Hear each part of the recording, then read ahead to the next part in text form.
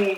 So good to see you. It's so good to see you too. I feel like we've both been at this for a while. Like, okay, here's an example. Like, Andrew McCarthy is gonna come on the show, and I'm reading his new book, and he says in his chapter, and on page 141, one evening I ended up at a party in someone's suite and spotted a cute young woman with a pixie haircut and a happy manner across the room. I chatted her up, but Courtney Cox was having none of me. This was pre-Friends.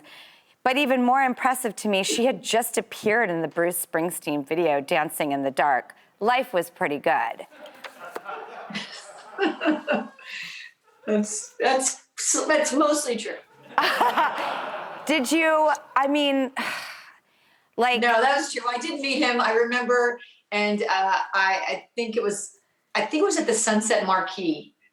And he was really nice. He was sweet. The Brat Pack, they were everything. Yeah, Brat Pack, right. I had my first slow dance at Emilio Estevez's birthday party. Or was it Rob Lowe's birthday party? I can't remember. Anyway, there's not that many people I feel like I can chat up about those days.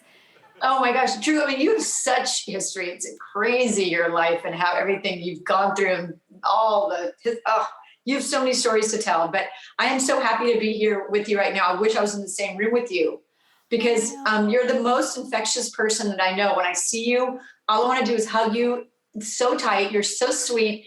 And you're the same sweetness that you could be so jaded with everything you've done in your life. But every time I see you, it warms my heart.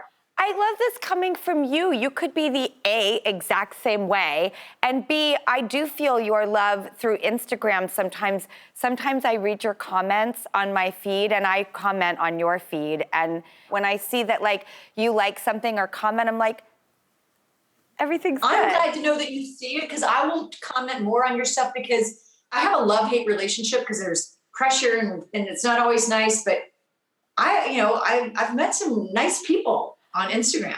I think, I've learned social media, which I'm glad because, we grew up in a way where a lot of our lives, were out there and we were hanging out with people and, I had my whole life as an open book, but I think it was such great prep for social media.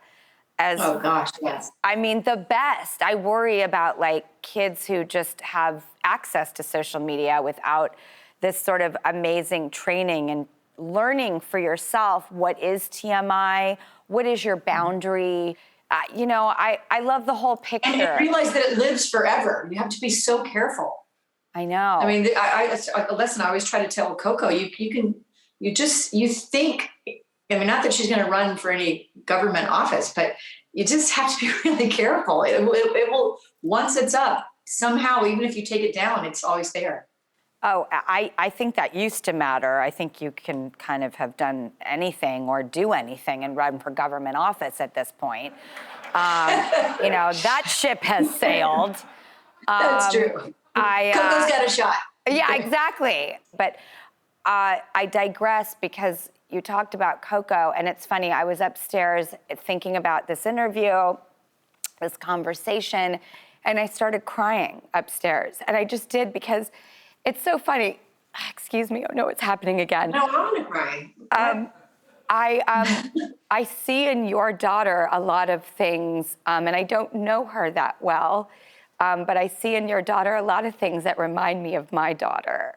With her makeup and her expressiveness and her like purple hair and her room remodels. So I was just curious, mother to mother, at any advice you might have for me. Well, first of all, I can imagine your daughter being, just because you're such a fun, free-spirited person.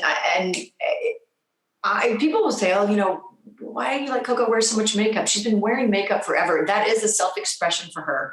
She loves to dress up. She will dye her hair. It was purple a week ago. I think right now it's blonde underneath, and before it's blue. I mean, we've ruined the bathroom 1,000 times. I tell her, please put down garbage bags. She didn't get the neat gene from me. That's for sure. First of all, sidebar, the neat gene, like you, are you Monica Geller? Did Monica Geller like get that from you? I am very neat. I'm really neat. I really am. I mean, look, I did that post that I said, how do you say you're a Monica without telling people you're a Monica? And then I opened up my drawers. Now, I'm not going to lie. Those are my two best drawers, for sure. Not every drawer looks like that. So yeah, I'm pretty neat. I need organization, and I don't like clutter. But anyways, I think we just have to let them be themselves with boundaries. Of course, I'm not great at boundaries. I need to get better at it. But one of the most the best threat that I give Coco. I mean, I don't mean to. I actually mean it when I say it, but it's threatening to her. I'm going to really start sticking to my boundaries. And she's like, "What? You're a great mom. Just don't change. I don't like change." So if I just say I'm gonna be stricter, the fear goes right in. But the one thing you got to stick with is if you say I'm not going to give you, I'm taking your phone away, and you got to be strong. I'm not always strong. That's the key, though. My partner Johnny's always like, you have to stick with your boundaries. That's really important. That's what I always heard, like when they were little, is like the follow through is crucial. You have to follow through. I don't have like a traditional family blueprint.